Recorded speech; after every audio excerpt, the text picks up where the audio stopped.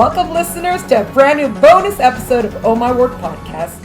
And today we have a very special treat because we are speaking with Michaela Whatnall, who is an agent with Distal, Goderich, and Barrett. Did I say that correctly? That's it. Yes! Michaela, welcome to the podcast. Thank you. I'm so excited to be here. We're very excited to have you. You're only the second agent that I've spoken with so far. I've spoken with, disclaimer.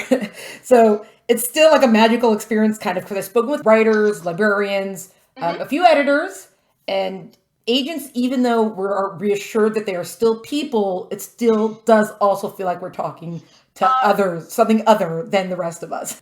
This hopefully is going to very much dissuade you of that. I'm very much, your average person. Okay, well, we'll find out. We'll see. Yeah. So we'll dive straight into it. How did you, why agenting? How did you become an agent? How did that all work for you? Yeah, well, I think it's interesting. I'm one of the many kids who, as I was growing up, I read voraciously, and everyone looked at me and said, oh, you're going to be a writer someday. You're going to be a writer someday. And as I got older, I was like, that doesn't feel quite right. And I realized that, no, I'm a reader, that's not always, a lot of times those line up, right? People, the kids who are reading voraciously are also writers in their own right. But for me, actually, I was like, no, I love to read, and I love to think really deeply about what I'm reading. And I was editing friends' papers in high school, that was sort of my role. And so when I got to college, I literally couldn't think of what else I would want to do besides publishing. I tried, I pushed myself, I was like, what, come on, what other career path? But it was the obvious answer, and it was the right one. So from there, I did a lot of internships, and it just so happened that my very first internship was at a literary agency, and all it was reading queries. I spent an entire summer just reading queries, and I fell in love. I was like, this is so exciting. This is so cool. I'm getting to get this insider look into the writing process and into this journey, be at the front end of what the journey that these writers are on. And so I really fell in love there, but I didn't actually have a straight path to agenting. I, out of college, ended up working on the marketing and publicity side of things, for starters. So that's actually my background. Before I came to DGMB, I was first at a little marketing publicity company in Nashville, Tennessee, actually, where we did a lot of U.S. marketing and publicity for international children's publishers, which was such a cool experience. Yeah, wow. I was getting to be really hands-on with these teeny tiny publishers from New Zealand, from India, from France, and really getting to have front row seats to a lot of the publishing process. And that also was a great opportunity because we were traveling around the country working the show floor at a bunch of school and library shows, like ALA, but also the Texas Library Association and the Teachers of English, conference. And so that was my first experience in publishing. And from there, I went on to work in school and library marketing at Chronicle, and where I got another really fantastic experience. And then from there, though, I always knew, I was like, oh gosh, I really think that agenting is where I want to be. And so when I had the opportunity to come on board at Distal, that was a dream come true. And so that's sort of the short version of how I ended up where I am. Okay, multiple follow-up questions. Yes. So number one, I guess with being the literary agent, you still never thought to pursue editing as an option, or just having worked at an agency, you're like, no, this is... Yeah, I think it was really getting that. I think the first publishing job that most people know about is editing. So I think that there probably was a period on the front end when that was what I considered. But once I learned that, lit agents were a thing and that was an option, it seemed like such a perfect fit. And this is going to feel like a weird connection, but I promise it makes some sense. I did a lot of stage managing in both high school and college. I'm a theater nerd. And I feel like there's a lot of connection there because you get to have, in some parts, your hand on the creative process, or at least you get to be present for the front end, the making of the thing. But then also you get to put to use any managerial skills. If you're really good at bothering people with a bunch of follow-ups and, making sure that you have your hand on the entire, say, publishing process, right? Making sure that everything's happening when it needs to happen, and being really, really in touch with a bunch of people. Once I realized that there's kind of that a little bit of the editorial side in agenting, but also the managing side, I got really excited because that's kind of a nice blend of the things that I love to do anyways. Wow. Are you a very editorial agent or whatever Yeah, for the most part, the agents that I've been mentored by are that way, and I am that way as well. Right. I think when I work with a client, I want to be able to have something to offer to them. And so when I read a manuscript, I'm, automatically thinking, if I'm falling in love with it, I'm also thinking, okay, how else can we strengthen this, right? Like, what's already working and how can we amplify that? What am I loving? And are there parts where the things that I love in this manuscript have gone away a little bit? Can we bring that back in? So definitely that's something that I do. It seems like, from the little I do know from the agent perspective, it seems like there's no agent that will take someone on and send out to editors without going through some sort of editing. So when we say someone's an editorial agent, is that really so distinct from other agents, or are there some agents that aren't maybe 2 passes instead of 4 or 5 passes, or Yeah, I can only speak to my own experience. My impression that I've gotten, and again, I'm a newer agent and I'm newer to the industry. My impression is that maybe in the past there was more of a distinction, and that there were, agents who did that and agents who didn't, and that was more general. But as we've gone on, I think more and more agents, the impression I've gotten, at least what I've learned and picked up, is that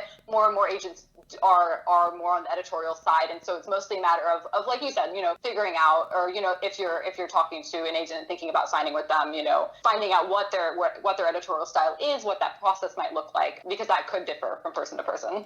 Right. Okay. That makes sense. And then also, coming on as an agent, what exactly, did you seem to have a lot of background in different parts of the book world. So I don't know if that's to your benefit or not, but what are they looking for? Like, okay, this is how we have to train you to be an agent. What are the sort of stuff that would be on the list of the day-to-day kind of jobs? Well, it's hard to say. Yeah, I think there's a lot of different paths into agenting. I know, some folks have been editors at a house for years and years, and then they'll move over into agenting. If you're more like me and you're more on the front end of your career, there are folks, maybe that could be your first job. I have a colleague that was, I think she was an intern at our agency, and then she was hired as an assistant and moved up from there. So I think I had a bit more experience maybe than some assistants who are usually hired.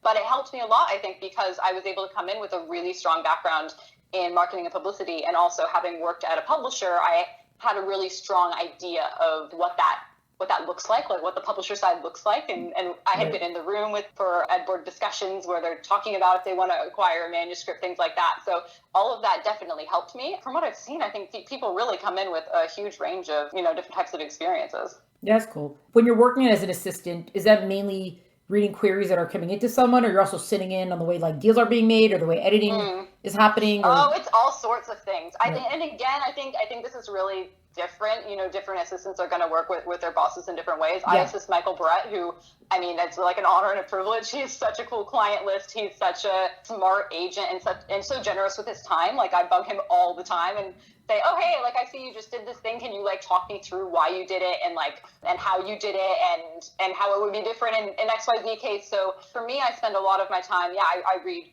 queries, I read manuscripts. Sometimes I'll read client manuscripts and give my thoughts on, and maybe line edit or bigger picture notes, and then I'm doing all the normal assistant things like scheduling calls and meetings and the annoying little follow-ups and things like that. So it's a huge range, but the nice thing is that because I'm able to kind of watch how he works and also watch how my other coworkers work. We're a very collaborative agency. I'm so lucky that I have so many other agents I can, because everyone has a different style, right? So I can actually, ping a bunch of different people, be like, hey, so how would you handle this? And it might not always be the same answer, but then I can figure out how other people do things and then figure out what my own style is going to be. Yeah. And being an assistant, are you also starting to develop relationships with editors who you might potentially pitch one day?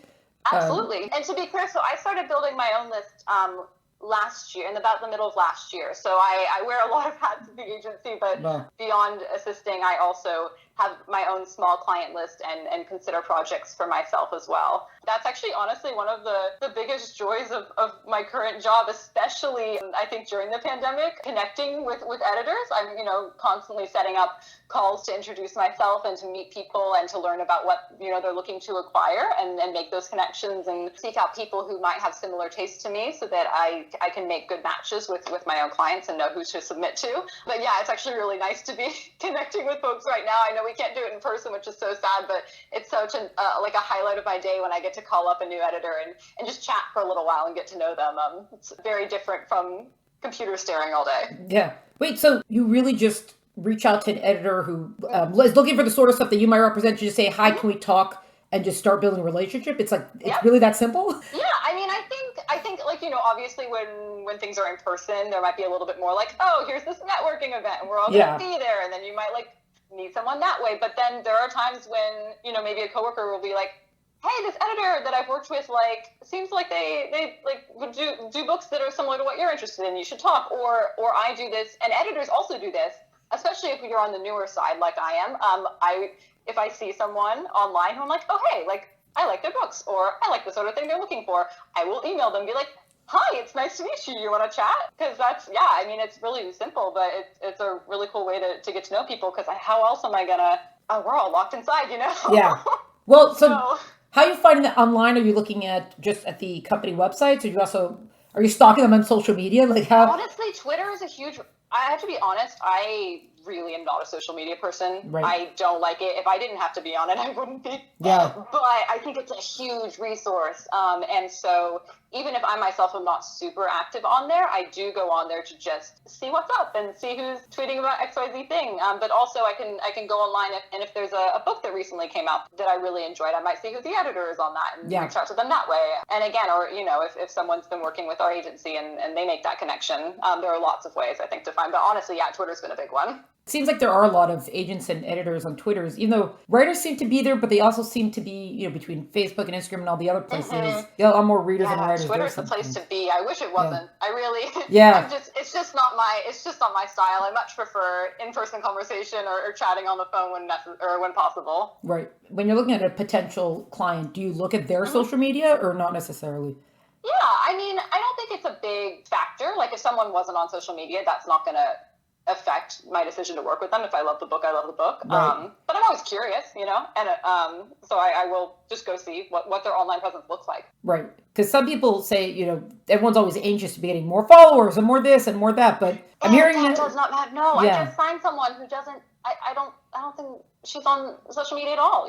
But her book's amazing. Like that's not. I really don't. Unless it's a some big nonfiction book where having a platform is really important, which I can't speak to as much because I'm really more focused on the fiction side right now. Right. That's the only time I think if it's more about like if you have a personal brand and that's like the whole premise of your book, that's one thing. But if you're writing fiction, if you're writing kid lit, like don't worry about it. I think a lot of people are going to be very reassured to hear that.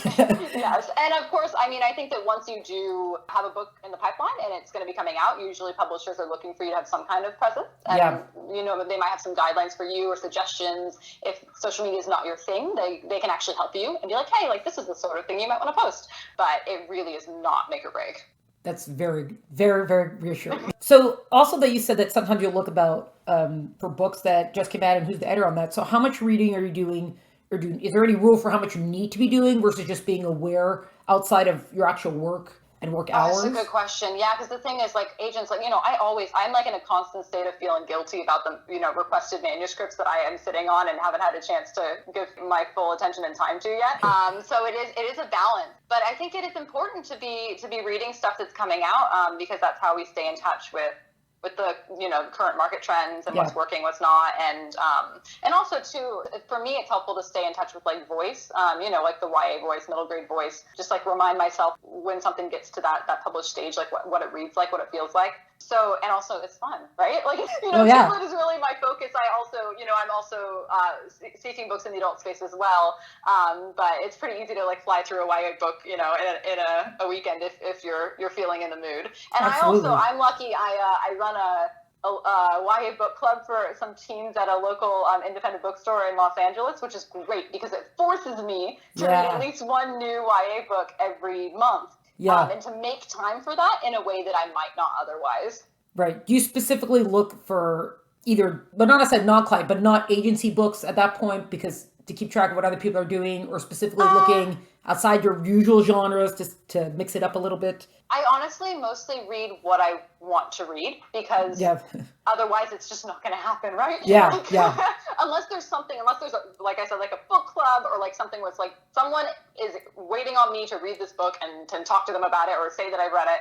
That's one thing. But otherwise, like if I'm going to be making time for fun reading, I'm going to just gravitate towards what I'm really excited to pick up. That's true. Yeah. Yeah, good point. Going back a little bit to the initial, intro of how you got into agenting. When you said that you spent a summer reading queries, I don't know if you have a number off the top of your head or I think it was like 250 queries a week. Wow. And you still liked it? Like Yeah, I was like, this is so cool. Wowzers. That is a fun. lot. Yeah, that was a summer in college. That was what I was doing. Well, I guess as the preliminary thing, like, who thought of this idea? Who thought of this idea? Or, oh my goodness, if I get another one of these poorly written, I don't know what.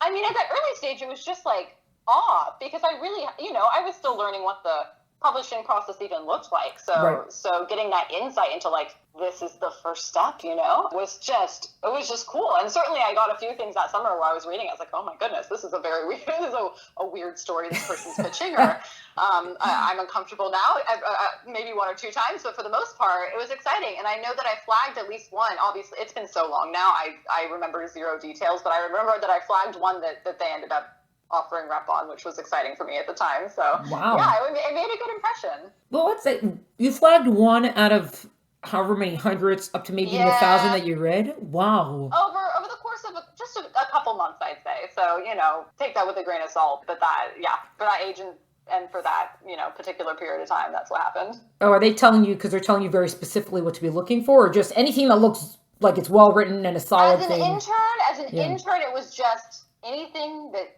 they give me very broad guidelines, right? Because I think I didn't really know what I was doing. Because they were like, anything with good writing or that you think's a good idea. So I definitely erred on the side of caution and probably passed along more than they wanted to be seeing from me. But so from, not that you only flagged one, from all the ones that you flagged, they actually offered representation on one of those. That's right. Yes, oh, okay. Yes, I misunderstood that. No. Okay. I was flagging so many. I was like, here, look at all these great stories. Yeah. Well, that's true. You're like, I would read this. Read this. Exactly. Oh gosh, I'm still like that. Like, oh yeah, okay. Wait a minute. I need to think about time. Right. Well, you're a full agent versus being an assistant and an agent.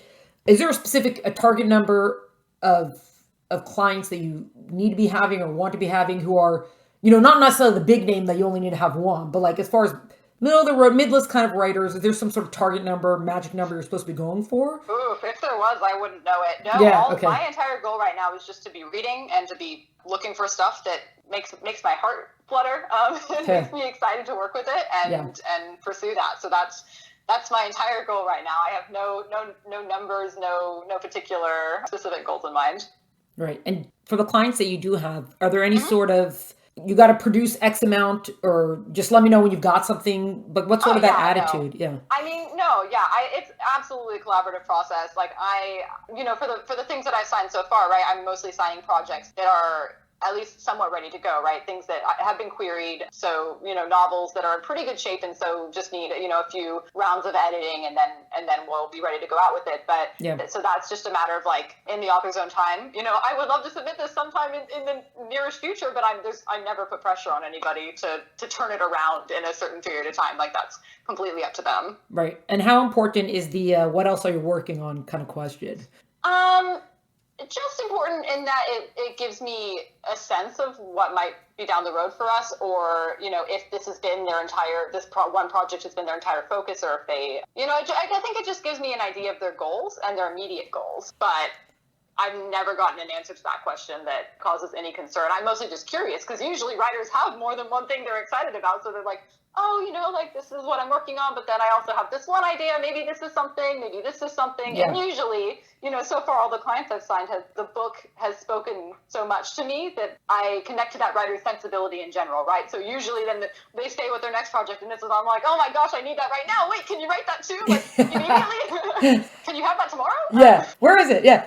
So, and even if it's something that's not necessarily one of your main genres, I don't know if you've gotten that necessarily, that sounds like, you sign them because they're writing whatever kind of, a fantasy, and they're like, oh, I've got a sci-fi in the works. Right. And you don't usually do sci-fi, but this is not your client, so now you will do sci-fi, or how does that work? Yeah, no, absolutely. And especially, I think that's another, I'm very privileged because I work at an agency where we just have such a cool range of agents who've worked on virtually every kind of project. So I'm so game, and this is what I tell people, I'm game to follow you pretty much anywhere you go. There might be a couple tiny pockets where I'm just not going to be any use. I'm thinking really obscure things, but in terms of traditional publishing, what have you got? Like, I'll follow you, So yeah, Right. And especially as a newer agent, right? Like it makes me feel like very open, and very ready to explore what someone might want to do. And I know I have colleagues, right? Some who maybe like had never really done picture books before, but then one of their, middle grade clients wrote some picture books and suddenly they're doing picture books, and that just opens a whole new door to them. You sort of preempted what my next question was going to be, was about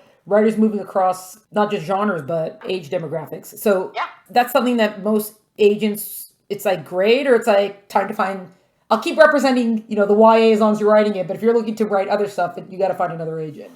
Again, I can only really speak for myself and I think for the majority of the agents at our agency, from what I've seen at least, we want to be career agents. I want to be a career agent. Like I want to move with my clients where they want to go. So there's not going to be a time where they're like, oh, now I want to write XYZ thing. Like honestly, I'm looking to sign people in all the categories, age categories anyways. So that wouldn't be a problem. I met a writer once she has an adult agent and she has a young adult agent. Yeah. That absolutely happens. There are certain agents and agencies where that's the structure, right? Maybe they're hyper-focused on adult, right? So then they just don't have the contacts or, XYZ things that makes them feel like they would be the best advocate, the best agent for their client in a different space. Right. And so in that case, the impression I have is that then they are able to be represented by different people in different categories, but that's just not something that I foresee needing to happen for any of my clients. Right. So it would just be, okay, I got to go ask which editors to set up meetings with, like,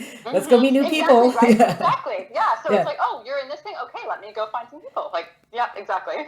Oh, cool. Well, good for your clients. Lucky them. And then just another thing, still going back to the beginning, with that you're speaking that you worked at a small publishing company that was doing something with international. Mm-hmm. So it was international companies that were looking to place in the U.S., or you were? It's a weird little setup. So the company I was working at was just a marketing and publicity company. That's all that we did. And we were doing that for these publishers that were in other countries, right? And so they were publishing in other countries, but they were also publishing into the U.S., but they didn't have anybody here, right? They didn't have offices in the U.S. They didn't have any really sort of like U.S. presence. And so we were their like U.S. presence and helped, send the books to the major review journals and submit them for awards that they were eligible for, try and get them featured in various newspapers, pitch them to XYZ place, and with a specific look to school and library. Like we did across the board, but school and library was really the main thing we were focusing on. Right. And so that gave me a really weirdly specific experience, but also was really cool because the publishers we were working with were so small. We ended up, being kind of involved with the whole, like a lot of discussions beyond marketing and publicity, or at least kind of privy to those conversations. So I learned a lot really fast. So it's almost like being a pipeline for these international companies. Yeah, or kind of their U.S. presence basically, which it was very, very cool. It did mean we had some Zoom calls, or no, I guess it wasn't Zoom back then, whatever we were using, Skype, at some really weird times of day. Yes. International folks, but I feel like we're all used to that at this point. Yeah, I was like, oh yeah, been there before, yeah. And then so with the marketing and publicity, how does that help? How does that translate now with being an agent? Because it seems that a lot of writers, especially these days, are responsible for their own marketing and publicity. Yeah, I mean, I think it helps me because I can have a pretty strong sense of what we might expect a publisher to be doing for a particular book. It allows me to be able to ask questions like, oh, are we covered in this way? Are we trying this? Or like looking for other opportunities like that. But also like on the front end, I've written a bunch of pitches. Like before I became an agent, I was able to pitch a book pretty well. And so that I brought over, and I feel like that was a nice thing that I didn't really have to learn when I got here. I could write up a pitch for a book pretty fast and easy because I was used to doing it. So that was a nice little perk. Everyone should be your client just for that, because I think writers, when it comes to pitching, we don't know words anymore. How do you? It's a different skill. It's a completely different skill. Yeah. This is a bit of a tangent, but my partner is a screenwriting student, and he will write these beautiful screenplays, incredible, inventive things there's no way I could ever come up with. And then he still comes to me to write the 3-sentence, because that's like they require like a log line or like a really quick summary. He can't do it. He's like, I can't do this. I don't know how to do this. I can't summarize my book or my screenplay. Like it's too, it's like too broad. It's too you're too close, right? You're too deep in it. So I'm able to be like, okay, give it here, and like type out my little, this is what your thing's about, and he's like, thank you, and goes away again. So I think that's very much a writer thing. You think it would be so simple, but it's not. You're like, you already wrote thousands of words. Why can you not figure this out? No, the brain does not function that way. Yeah. Well, and you want to include all the details, right? You're like, well, this side character absolutely needs a mention. It's like, do they though? Yeah. Is it often that you'll read a query that's kind of like mediocre, but you'll still scroll down to sample pages to be like, here's where the writing's at? Or not necessarily? Yeah, I mean, I think I almost always, unless for some reason a query is like absolutely clearly not up my alley, right. Like if there's for some reason like, oh, this is obviously not a fit for me, even then, like I still want to look at the writing, you know, like maybe it's going to surprise me. So yeah, and I lean more on the writing than I do on the query, I would say. You know, the query is great because it gives me an idea about what your story's about, or maybe like I kind of see the query as an opportunity for me to get excited, right? Like if you mention certain, you know, get excited about the premise, get excited about a theme that's being explored, get excited about a comp that you pulled. But then I'm always going to go down, and if the pages grab me, you know? Yeah. How often do you see a comp that you're like, what is this title they're referencing? Or you usually know what they're talking about? That's a good question. I mean, there are definitely times when I don't know what the comp is, and but the thing is, the comp is just like one tiny piece of the letter, right? So I already know the genre, and I know like so much else about the thing that's being pitched that if I don't recognize the comp, like it's no big deal. But I might get curious. I might Google what that thing is. Like, oh, what's this? Because I always need to be expanding my knowledge of that. Yeah, because coming with a comp sometimes, for me in particular, it's almost like coming with another query. I'm like, I don't know what to compare it to. I don't know. No, it's hard. It's hard. And I think people definitely stress about comps, and I don't know that they're, like, I wouldn't say they're necessary. Like, if you can't come up with a good comp, better not to have one than to have a comp that, you know, doesn't actually work. But I will say, you know, if you do have comps that you feel good about and are an actual good comp to your book, like, might as well include that, because that can definitely spark some interest if it's appropriate. Right. Okay, this is going to be a little bit of a weird question, so I'll just preface with that. That you may or may not be able to answer. But I've always wondered, because when you do a regular job application, you talk about your skill set and you talk about what a great worker you are and all these sort of things. But when you're querying as a writer, you don't talk about, you know, I'm so dedicated, I got great turnaround time. Yeah. You know, those things are not mentioned. So I don't know, is it just the general rule that, you know, 90% of writers are anyways pretty dedicated, and you might end up with 10 that are a little bit tough to deal with? Or like, you get the feel, is that part of like getting the feel of, you know, over a phone conversation, they seem to be enthusiastic enough, or is it just you take your shot and you see what you get? Oh my gosh, that's an interesting question. I don't think I've ever thought about that, because usually, like, it's funny, like, this isn't always the case, but sometimes I get a sense of people's personality through the query letter, like, even just a little bit, just in the voice of the query letter, right? Like, sometimes I just get that sense, but even if I don't, you know, the phone call is a great opportunity to connect with the person and, like, you know, make sure that you guys can communicate well and can converse and, you know, and have a back and forth and have that be a productive conversation. But I've never had a case where that, you know, my phone call with my future client wasn't wonderful. So I don't really know. I don't have a good answer to that. But that's a funny thought. Yeah. Well, just because, you know, query letters are, you know, this is like your cover letter and there is a standard for it. But you don't write your skill set. I mean, I know that you have to be very dedicated to the book, not just as a writer, but as the agent, because you're going to fight so hard for it. But it's like funny that it's not like, what's your turnaround time? How many times do I have to call you till the edits are done? You know? It's true. Yeah, I don't know that I would believe it though. I think if anybody wrote like, not that I wouldn't believe it, but I feel like anybody would put, I'm super dedicated to my craft. It's like, yeah, I know, you wrote a whole book, you know? Yeah, that's true. Yeah. I know a writer who claims that like all the best books are on people's laptops at home because everyone has a great idea to write and they don't actually finish it. So I mean that honestly, that is like, it's a feat. Like that, it's so impressive. I've never done it. That's not my lane. Like, absolutely not. That sounds so intimidating. And like, I'm absolutely in awe. And I mean, honestly, especially now, like, it's always a challenge to try. I know that, but writing under current circumstances is just like, I don't know how people are doing it, but they are, and it's very impressive. Yay for writers. Yeah. We'll just celebrate writers now. Yeah. Yes. We could go on and on, but I'm going to wind it down just to keep the time within a good frame. Always end up with that fill in the blank question of whatever you want to plug in. I love it when writers, editors, publishers, you know, other agents, books do X, and I really don't like it when they do X. How would you fill in that blank? Okay. So I thought about this, and this is my truth. I love it when books refuse to let me put them down, which I think calls back to what we were talking about earlier. Like, I think this is for, you know, things that I'm considering, and also just for fun reading. Like, there are so many distractions, there are so many stressors in this world, and I almost get like annoyed in the best of ways, right? When you know that feeling when you're just like, I can't stop. Yeah. Like, I'm so gripped by this, and this is how I used to be as a kid too. Like, as a kid, no matter what I was reading, I didn't want to put it down. And I kind of feel like I've lost that growing up. Like you just, that obsessive nature of kids, like it's kind of gone away. But so I love recapturing that feeling of, at any moment when I'm not holding that book, I wish I was holding that book. Like that's what I'm constantly looking for. Wow, like it's 3:00 in the morning. Can't put it down. Yes. I will finish like, it. Yeah. I have a 3-minute gap between things. I'm going to read this book. Like it's ridiculous, but I'm going to do it. Are a lot of, this is kind of a side question, but a lot of the genres and things that you're repping now, are those things that you liked reading as a kid, or you've kind of either expanded or changed your taste since then? Good question. I mean, as a kid, I was pretty much exclusively like fantasy and like genre reader. I didn't understand why you would read about the real world. Like I didn't get it. I was like, we're here. Like what? Open the window. Yeah.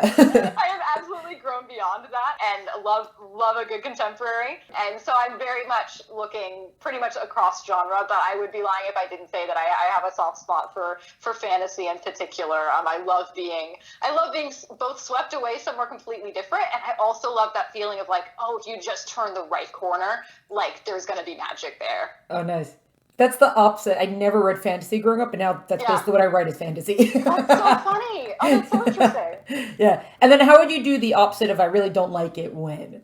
Well, I think the opposite is just like the logical opposite. Like I don't like it when a book lets me put it down, and that usually, I mean, maybe it's just missing the special something, but a lot of times, like I especially don't like it when I don't know quite why I should care. You know what I mean? Yeah. Like if I'm not totally convinced, if I'm not totally on board with a character, or I haven't been really made to feel and understand their motivation and why they're doing what they're doing. So I don't like it very much when I want to be, obsessed with a book and I just haven't been told exactly or shown exactly why I need to keep reading. Will you still force yourself to finish the book at that point, or you put it aside? I'm terrible. I'm so bad. Yeah. I have that need to finish everything sort of. Yep. Yeah. I hear that. I try to but you're not enjoying it. This is but it's, no, someone wrote the whole thing. I gotta read it. I don't know what it is. It's that sense of completion. I think I can only think of like 1 or 2 books that I've ever not finished. And I felt very bad in that moment. Yeah. It's like, I'm doing a terrible thing. The only reassurance is sometimes it's not because there's such trouble writing who published it. I'm more like, I'm just not feeling it right now. Because that's a more subjective thing that you kind of feel like, okay, it's just me. It's not them, it's me. I can't know if that's better or not. Yeah, or I'm going to come back to this. Like, that's fine. Like, there are definitely times where I put things down and I know I'm going to return. But yeah, no, I do usually make myself power through. So I much prefer when a book is like, I feel all consumed by it rather than, okay, gotta make time to read this thing, Yeah, very, very good. Michaela, thank you so much for joining us on the podcast. It's been an absolute pleasure to speak with you. Of course, this was so much fun. This was a bonus episode of Oh My Word podcast featuring agent Michaela Whatnall. To find out more about Michaela and all the stuff Michaela's up to, please check out the link in the episode notes. To find out more about Oh My Word podcast, please follow us on Instagram, Oh My Word podcast, and check us out at el10abam.com. Like, share, listen, enjoy. Tell all your peoples about it. Thanks so much for joining us. Catch you next time.